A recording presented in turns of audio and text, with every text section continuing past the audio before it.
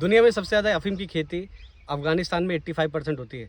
वहीं अगर भारत में बात की जाए तो सबसे ज़्यादा खेती अफ़ीम की मध्य प्रदेश में होती है, उत्तर प्रदेश में होती है और राजस्थान में होती है। वहीं पर हम मध्य प्रदेश में मंदसौर इलाके में खड़े हैं, जहां आप ये देख सकते हैं कि अफ़ीम की खेती हमारे साथ एक किसान भाई ने किया है। और आज हम इनसे जानेंगे कि ये अफ़ीम की खेती इन्होंने किया तो है, लेकिन इन्होंने इसमें मल्टीप्लायर तकनीक इस्तेमाल किया है, यानी कि एक ऐसा तकनीक इस्तेमाल किया है जिससे इनकी लागत भी कम आई है और इनके अफ़ीम में इनको फ़ायदा भी होने वाला है, क्योंकि जहाँ लागत कम आती है वहाँ अच्छा मुनाफा मिलता है। तो आइए इनसे जानते हैं कि हम स्टार्टिंग से कि अफ़ीम की खेती क्या होती है, किस तरीके से करते हैं। तो नमस्कार सर। हाँ सर, आपका नाम? केसरीमल कुमार।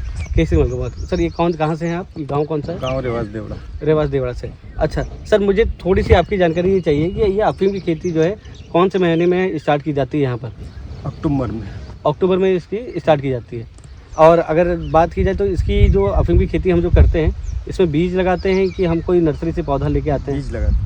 इसका बीज लगाते हैं। और हम इसके कितने एरिया में अफ़ीम की खेती कर सकते हैं? जो लाइसेंस मिलता है उस एरिया में, मतलब 10 आरी का मिले 10 आरी, 5 आरी मिले 5 आरी। मिनिमम कितना बड़ा एरिया हो सकता है? जब 10 आरी से बड़ा होता है कि सिर्फ 10 आरी तक ही होता है? नहीं, पहले 20-20 आरी के दे रहे थे, 50 के भी दिए। अच्छा। सरकार जो नियम में आता है वो देते हैं। हाँ, उस हिसाब से।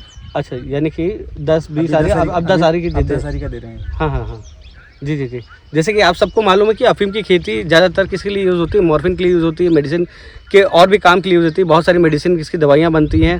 सर अगर ये अफ़ीम की कोई खेती करना चाहता है तो इसके लिए मिट्टी कैसी होनी चाहिए? काली, लाल, भूरी, कौन सी मिट्टी हो? मिट्टी। और ये इसमें जो पानी आता है, इसमें ये तो नहीं होता है कि पानी कोई कुएँ का पानी चाहिए इसमें? कुएं का पानी चाहिए, ट्यूबवेल का पानी नहीं बनता। इसमें ट्यूबवेल का पानी चलेगा? मीठा पानी चाहिए। मीठा पानी चाहिए। अगर ट्यूबवेल का पानी लगाएंगे तो ट्यूबवेल का पानी लगा तो अफ़ीम नहीं आएगी। अफ़ीम आएगी ही नहीं। तो इसके लिए जो भी यहाँ पर किसान भाई अफ़ीम खेती करते हैं उनको ट्यूबवेल का ही पानी चाहिए, मीठा पानी की इसमें मीठा पानी आवश्यकता चाहिए। अगर ट्यूबवेल में मीठा पानी होगा तो चल जाएगा। अच्छा। तो अगर बात की जाए सर ये 10 आरी की, तो ये 10 आरी में आपने कितना खाद इस्तेमाल किया है? कौन सा खाद इस्तेमाल किया बताएंगे? 10 आरी में खाद तो एक बैग तो DAP का किया। हाँ। और बाकी ये दवाइयाँ की छिड़काव की। ज़मीन से मल्टीप्लायर किया हमने 3 किलो। 3 किलो 10 आरी में आपने 3 किलो मल्टीप्लायर दिया है। कैसे, बहते हुए पानी के साथ दिया कि कैसे दिया? एक बार तो शुरू में दिया, सूखे में। हाँ। उसके बाद 2 बार देते हुए पानी में दिया। हाँ, बहते हुए पानी में दिया। ठीक है। तो आपने पहली बार मल्टीप्लायर दिया था इसमें? पहली बार ही दिया है। पहली बार?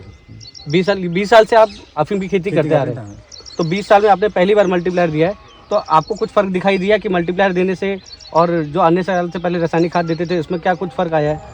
हमने मल्टीप्लायर का ये देखा है कि मतलब जो हमारे क्यारे पी गए थे, 6 क्यारे। हाँ। उसके बाद वो सर आए तो उन्होंने बताया कि मल्टीप्लायर का इस्तेमाल करो। हाँ। तो मैं क्या, हमारे तो मोटर सैलरी। हाँ। हम पाइन सकूँ, लाइन सकूँ। पिंटू पाइन दिए ना आयो करोली, वहाँ से ले आओ। अच्छा, पिंटू सर ने दिया था? पिंटू सर ने आपने मल्टीप्लायर दिया था सर को? जी सर। कि इसमें एक बार इस्तेमाल करके देखो। जी सर। फिर इसमें आपको रिजल्ट जैसा आता है जी सर मिलेगा। ठीक। पिंटू जी, आप कहाँ से? सर मैं रेवास देवड़ा, गांव करौली से, मंदसौर जिला है। किसान भाई, मल्टीप्लायर अगर आपको इस्तेमाल करना है तो आप सभी फसलों में इस्तेमाल कर सकते हैं। आप ज़मीन से जो भी खेती कर रहे हैं सब में मल्टीप्लायर दे सकते हैं। इसके अनेक फ़ायदे हैं। आप मेरी और वीडियोस देखेंगे इसके मल्टीप्लायर के, और वीडियोस में मैंने अपने बहुत सारी वीडियोस में इसको मल्टीप्लायर के फ़ायदे बताए हैं। सर इसमें कोई रोग बीमारी, अगर आपने पिछली बार जैसे मल्टीप्लायर नहीं देते थे तो रोग बीमारी आती थी? रोग बीमारी तो आती है इसमें मल्टीप्लायर देने के बाद कुछ रोग बीमारी कम आई या कुछ नहीं आई? कंट्रोल तो है। कंट्रोल है, पहली बार से कंट्रोल है। और एक इसमें सबसे बड़ी बीमारी आती थी कि जब ठंडी होती थी, क्योंकि अक्टूबर में आप करते थे, जैसे ठंड का में पाला पड़ा, ओस गिरा, तो इसमें एक जलने की समस्या आ जाती थी कि पौधे जलने लग जाते हैं, जिसको कहते हैं मर रोग आ जाता है। तो क्या वो इस बार आया मल्टीप्लायर देने से? इस बार नहीं आया। मल्टीप्लायर देने से नहीं आया। हाँ, मल्टीप्लायर देने से क्या फ़ायदा होता है कि अगर आपने ज़मीन से मल्टीप्लायर दिया है तो आपको सबसे बड़ा फ़ायदा क्या मिलेगा कि आपकी फसल में रोग बीमारी बहुत कम आएंगे। पहली बार से ही आपने कोई भी फसल में दिया हो, चाहे ये इस बार तो यूनिवर्स सर ने अफ़ीम में दिया था, और सर कोई फसल में आपने मल्टीप्लायर दिया? लहसुन में दिया। कैसा रहा लहसुन में? रिजल्ट बढ़िया, एक नंबर। अच्छा रिजल्ट मिला। यानी कोई भी मल्टीप्लायर हम कोई भी फसल में देते हैं, कोई भी स्टेज में देते हैं, हमको रिजल्ट बहुत ही ज़बरदस्त मिलते हैं। सर एक ये समस्या रहती है कि आपने ये, मैंने देखा ये जो जाल लगाया है आपने, तो ये जाल किस लिए लगाया? इसको पक्षी खाते हैं, तोते। यहाँ मंदसौर के मैंने सुना है कि सर तोते बहुत नस्ल हैं। बहुत नशीले बहुत नशीले ही हैं। जी जी जी, बहुत ज़्यादा नशीले बहुत हैं। ज़्यादा। और कोई जानवरों से यहाँ खतरा है? वो नील गाय खाती है, नील गाय भी खाती है इसको? हाँ। उसके लिए जाली लगाना पड़ रही बाहर। अच्छा, ये जो जाली आपने लगाई है हाँ, ये सब नील गाय से बचाने के लिए है। और ये जो ऊपर वाली जाली लगाई है ये तो पंछियों से, सिर्फ तोते कि और भी कोई पंछी? और पंछी कुछ नहीं खाते, सिर्फ तोते ही खाते हैं इसको। ये यहाँ से इसको कट करते हैं, कट करके। लेके चले जाते हैं। अरे वाह, तो ये अपने अपने सेफ्टी पर्पज से लगाया है। तो ये जो भी लोग खेती करते हैं अफीम की, सब लोग यहाँ पर ऐसे करते हैं? सबने लगा रखे। ये जैसे आपने यहाँ पर अफीम की खेती की है, तो क्या अगल बगल वाला पड़ोसी किसान भी चाहे तो वो अफीम की खेती कर सकता है कि उसके लिए लाइसेंस लेने की जरूरत है?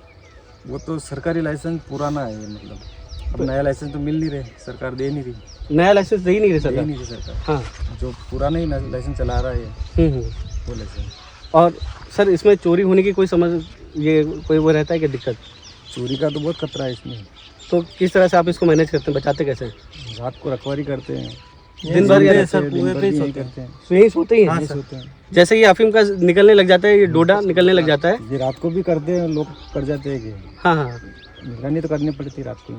चीरा अच्छा। लगा के ले जा सकते हैं रात को भी। हाँ, तो चीरा इसका तब लगाते थे दिन में, हम्म। वो रात को मतलब करके ले जा सकते हैं। और सर सबसे बड़ी एक समस्या और आती है कि जैसे ये फसल में प्राकृतिक आपदा आ जाए, प्राकृतिक आपदा आने से ये फसल में समझे कि रोग बीमारी आ जाए या कुछ भी फसल खराब हो जाए हमारी, तो क्या इसमें कोई बचाव के लिए हम कुछ कर सकते हैं?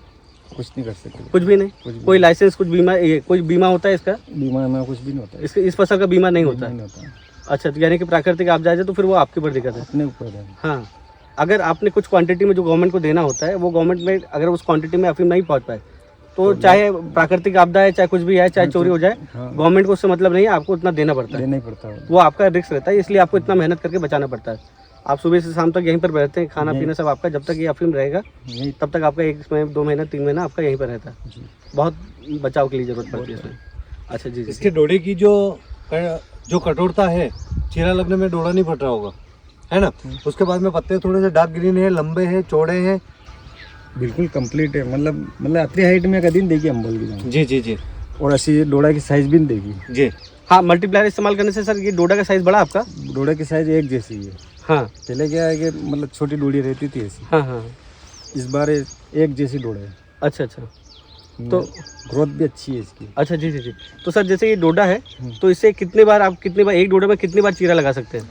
जब तक ये मना नहीं करता वहाँ तक ये मना करेगा तब छोड़ेंगे इसको भी। अच्छा जी जी जी जी। ये एक में मना कर देगा, 2 में भी मना कर सकता है, 3 में भी तो कर हमको सकता है। कैसे पता चलेगा कि ये जो मना कर रहा है, ये जो ब्लैक कलर का हो गया है? नहीं ये नहीं, हम ये तो ले लिया अपने ने, हाँ। अब लगाएंगे, अगर इसमें नहीं आएगा तो ये मना कर दिया। अच्छा, तो आपको ये कैसे पता चलता है कि सर अब इसमें चीरा लगाना है? अब यानी कि ये ऐसी स्टेज पे आ गया है कि इस पर हम चीरा लगा सकते हैं? तो ये पका हुआ देखना पड़ता है ना। अच्छा अच्छा। थोड़ा पक गया कि नहीं पका, हाँ, वो आपका अंदाजा, एक्सपीरियंस है? अंदाजा की। हाँ, एक्सपीरियंस है कि अभी आप टच करके इसको बता सकते हैं कि हाँ ये पका है कि नहीं? ये पका नहीं। अच्छा जी जी जी जी। और अगर ये चीरा बात लगाई जाए कि अगर ये चीरा लगा रहे हैं आप, तो क्या एक दिन में पॉसिबल है चीरा लगाना पूरा 10 आरी में? 10 आरी में 3 दिन में लगता है। 3 दिन में लगा? 3 दिन। तो लेबर कितने लगते हैं आपके यहाँ पर? लेबर तो 7-8 लेबर लगती है। 7-8 लेबर? ये अकेले की बस की बात है? अकेले की बस की बात है। अच्छा जी जी जी जी। तो आप ये जो अफीम निकाले, एक मुझे कोई इसमें अफीम निकाल के दिखा सकते हैं क्या मुझे? कैसे आप अफीम निकालते हैं? अफीम तो ये